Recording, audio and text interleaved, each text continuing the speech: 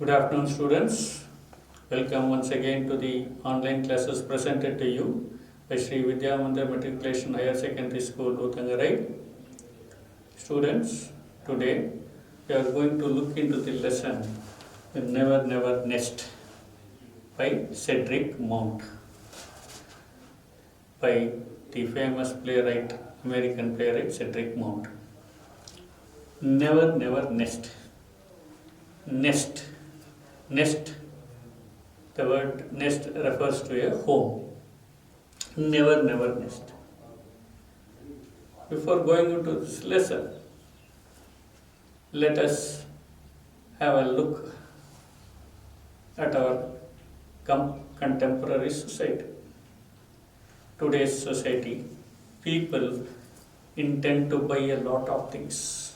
People from the lower middle class and middle class people tend to buy things beyond their assets using the EMIs, EMI system. What is this EMI? Equated monthly installments. People tend to buy things through these monthly installments. These monthly that is the buy now, pay later scheme that has been introduced by the consumerist. This consumerist culture is widely prevalent today. The author in this lesson makes a scathing attack on this consumeristic culture. She advises that buying things in installments involves a lot of risk, and people do this without being aware of its consequences. He advises them not to buy things in installments, and at the same time he advises that our expenditure should be lesser than our income.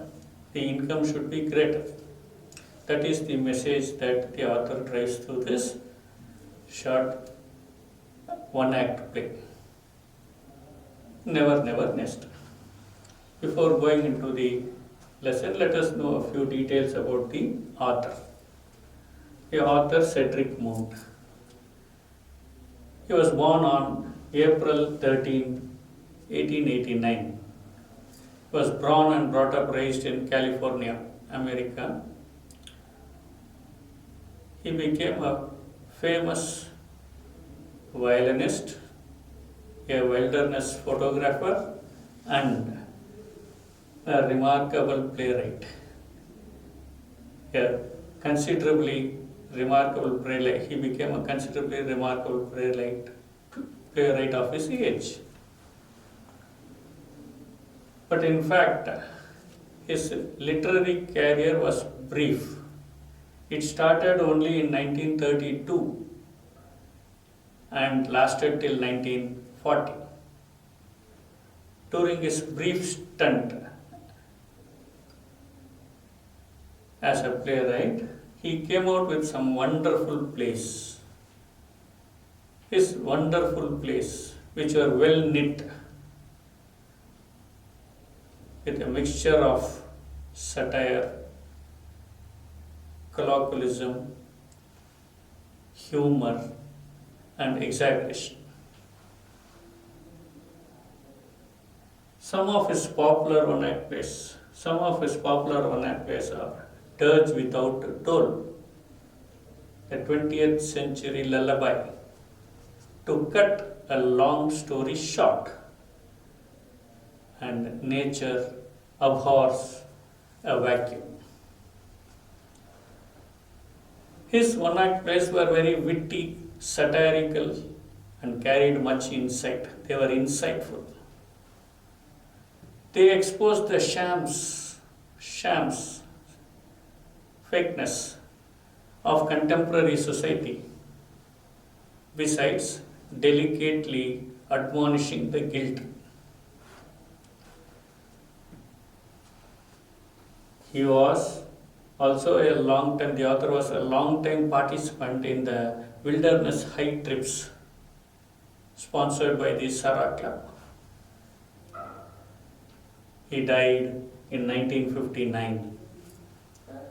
He passed away in 1959. But his one-act plays are remarkably famous as they are very easy to perform, they are very simple, witty, and sarcastic. They are remarkably famous and universally read and enjoyed. They are widely read throughout the world even today.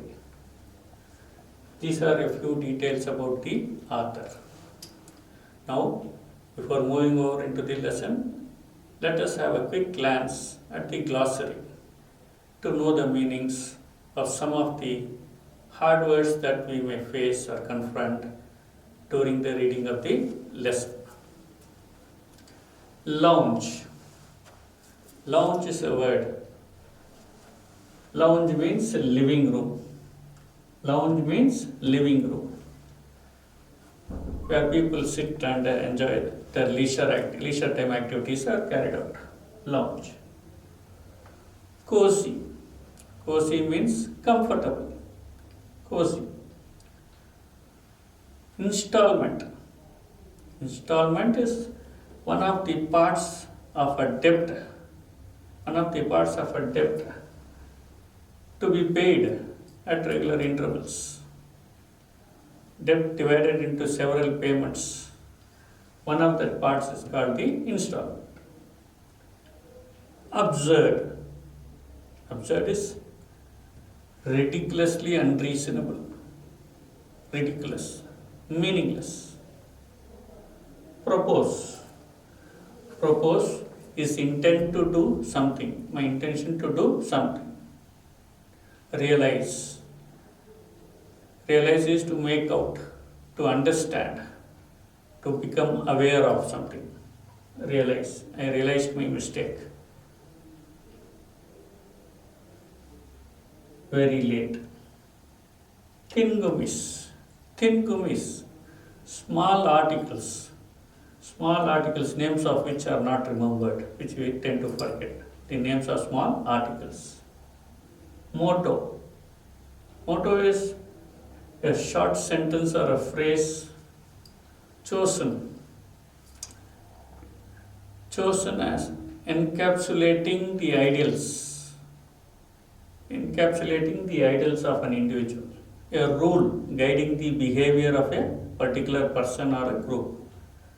Principle. Motto is a rule guiding the behavior of a particular person. Motto. My motto is not to buy things on credit. Motto. Endorse. Endorse is to make over to another.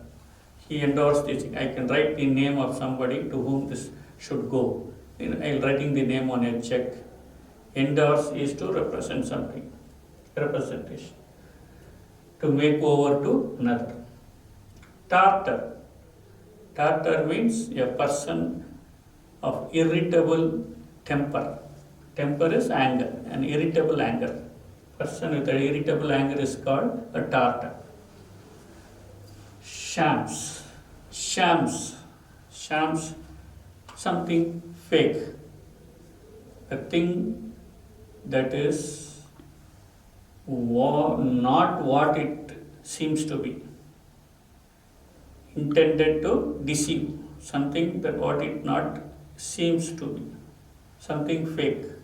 That is shams. He is a sham. This medical policy brought out by our government is a sham. Sham. Admonish. Admonish is warning somebody, reprimanding somebody. Admonish. These are a few hard words that we come across this lesson. And now, before we go into the lesson, let us look at the title. The title, Never Never Nest. nest. A nest usually refers to a home. So here it says never, never nest. That means the author, it is a satire by the author on today's living, style of living.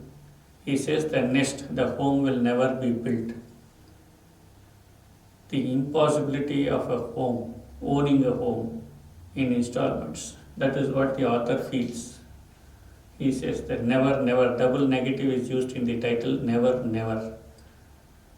Never, never nest, the house that will never be built. Never. A home, it ensures that the home will never be built. Emphasizing the impossibility of a home. This is the title. The Never Never Nest is a comic one-act play which involves a couple who lead an extravagant life, a luxurious life, by buying things, expensive things beyond their reach and access in installments, and the troubles that, without thinking of the troubles that may have to face later. This aspect has been cleanly brought out by the author in this lesson, Never Never Nest. That is why he has given the title Never Never Nest. Let us have a look at the characters. This is a one-act play. And one-act play is a play that is very distinct from other plays which has several other acts. A one-act play is very brief. It is one-dimensional, where there is only one dramatic situation and one single effect. It creates a single effect. A one-act play involves only one or two scenes involving minimum number of characters, say maximum 2 or 3. All these characters that are involved are people that we meet in our everyday life, that we come across in our everyday life, involving such characters. Now, this is also a comic one-act play which involves these characters, a couple, Jack and Jill. Jack is an easygoing person who always loves to buy things, expensive things, in installments without bothering about its outcome. He is a man who is always intending to buy expensive, luxurious things in installments. An easygoing person. Jill is his wife. Jill is the wife of Jack. She is an avid supporter of Jack's opinions and views. She is an avid supporter of Jack's views. Then we have the third character is Aunt Jane. She is either the aunt of Jack or Jill. That is not good. She is the aunt. And this aunt is a very, very, very strict person. She hates buying things on installments. She hates borrowing things, buying things on installments. Her motto is the cash down policy. She wants to buy things paying in cash, and she advises even this couple to do the same. At first, when the aunt looks at the expensive style of living, she is very impressed by the style of living. But later she gets annoyed when she learns that all these things happen and their life is following the buy now pay later scheme. She gets totally annoyed when she realizes the troubles that this couple may have to face later on in their life. This is the character of Aunt Jane. Then we have one more character, the nurse who takes care of the baby. These are the few characters involved in the story. And the scene of the story is the lounge of Jack and Jill's villa at New Hampstead. It is a lovely lounge, a comfortable, cozy lounge with essential furniture, a table with some writing materials on it, and there are a few chairs, two chairs. As the act begins, the lounge is shown empty and Jack and Jill enter, followed by Aunt Jane. Now let me give you a gist of this one act play. Aunt Jane makes a surprise visit to Jack and Jill's villa. As she visits, she is taken around the villa. She is shown all their possessions. Jack and Jill show her all their possessions to her. Their car, their house, their refrigerator, their radiogram, their piano, their furniture, everything that they own. She is shown all these things. She is impressed by their style of living. She is very much impressed. She says it's wonderful, it's wonderful. But then she questions them that they should be giving a great deal for rent to live in such a posh place.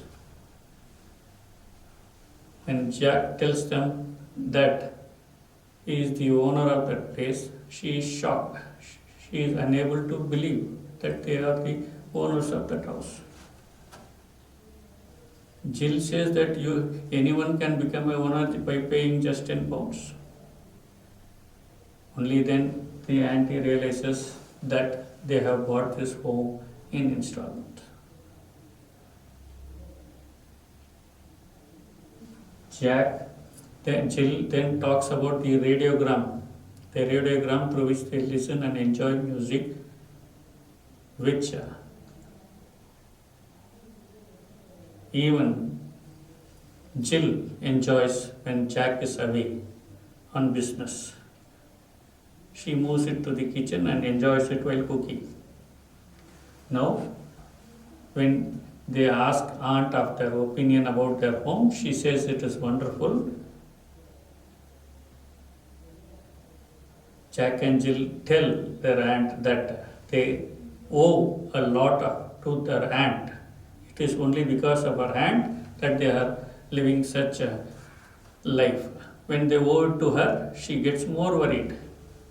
She tells them that he had given them a wedding gift of only 200 and not 2000. She herself gets a doubt whether she had given them a check for 2000 pounds as a wedding gift. She even questions them about it. Jill says, what made her think so? She had given them only the 200 pounds check as their wedding present. The aunt then opines, agrees, and then says that they should be paying a great deal for rent. And only when then Jack tells that they are the owners, she gets surprised. She questions with wonder, is it really yours? Jill calmly says that yes, anybody can become the owner if you pay an initial amount of 10 pounds. The rest can be paid in installments. So the aunt realizes that they have bought this on installments. The furniture, the sofa on which she sits, is also bought on installments. When she gets this doubt, she gets the doubt how they are able to manage with such an expensive style of living. She then tells Jack that they must be really doing, he must be getting on well, he must be earning a good salary in order to live such a life. Jill tells her that Jack had got a 5 shilling increase last year. And Jack adds that he is expecting a 10 shilling rise this Christmas. Only then the aunt gets a doubt. The aunt gets a doubt about their earnings and then questions them about the car that they own. Is it yours? She asked them. Jack Jill says yes. Well, Jack says that they own only a part, as they had bought that in installments. Jill says in a humorous way that they own only the steering wheel, one of the tires, and two cylinders. Slowly, the aunt comes to note that each and everything that they have bought is on installment. She gets very annoyed on listening to it. She slaps her head. It makes her very uncomfortable. She questions them about the amount that they are paying on installments each month. Jack takes out a pocketbook. After consulting it, he says that his expenditure amounts to about £7 8 and 8 pence a week. The aunt then questions him about his income, to which Jack states that he earns about £6 a week. The aunt gets disgusted. Ridiculous, she says. It is ridiculous. She asks them how they could manage to give 7 and 8 and 8 pence a week when their earnings is only £6. It makes her head spin. She gets totally annoyed.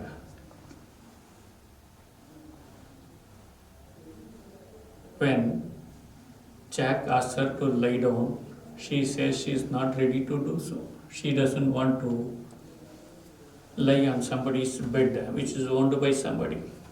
The car, only a part of it belongs to them. The sofa, only a part of it belongs to them. Even the bed will belong to somebody, only a part of it will be theirs, as it has been bought on installment. She says that she wants to go home. And when Jack offers to drive her home, she refuses to go in the car. She says she will take the bus because she does not like to travel in a car owned by someone. She doesn't want to travel in a car in which he owns only the steering wheel and a few thin gummies. Jack then offers to drop her at the bus stop with a sad face. The aunt gets worried and says that she apologizes in case if she had been rude to them. She calls them and hands over a check to Jill, which she takes out from her handbag. She tells them that it was the purpose of her visit and she had to come there to give them a check. She advised them not to buy things on installments and instead they should follow her policy of cash down, buying things hands down cash without borrowing anything. Jack had easily told her that they would borrow the money from the Thrift and Provident Trust Corporation, which she did not like. She did not like borrowing things from outsiders or people of this consumeristic society. She hands them the check off and leaves the place. Jack takes her, goes along with her to the bus station. Meanwhile, Jill opens the envelope in which she had received the check from her aunt. She says that the check is meant for £10. She screams wild with joy. She immediately hurries to the table. And goes. She addresses an envelope, endorses the check, and then seals it, and then calls the nurse and hands over the check to her. She hands over the check to her. She asks her to go and post it while she will take care of the baby, which was with the nurse. Their baby was being looked after by the nurse. Meanwhile, Jack enters, and as he enters, he questions her about the check given by her aunt, who was a Tartar. He asks her what was the amount that she had given them.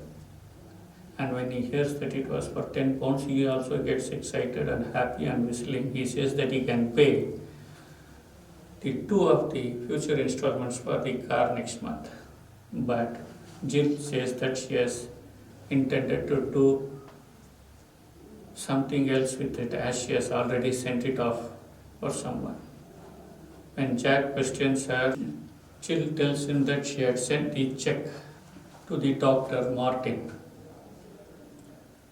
On hearing that, Jack shouts with anger. What on earth possessed you to give this to the doctor? He asks her. Jill starts crying and tells him that he is becoming angry with him. Jack tells her that he is not angry, but she has made a waste of such good money. He says that doctors don't expect money to be paid. But Jill tells him that he is not able to understand that they have only one more installment to clear their medical bills so that they could own their child on their own. Even the child, the birth of the child, the medical bill has been paid in installments. That is what we come to know at the end of the lesson. The author that says through this lesson, he gives us a direct message.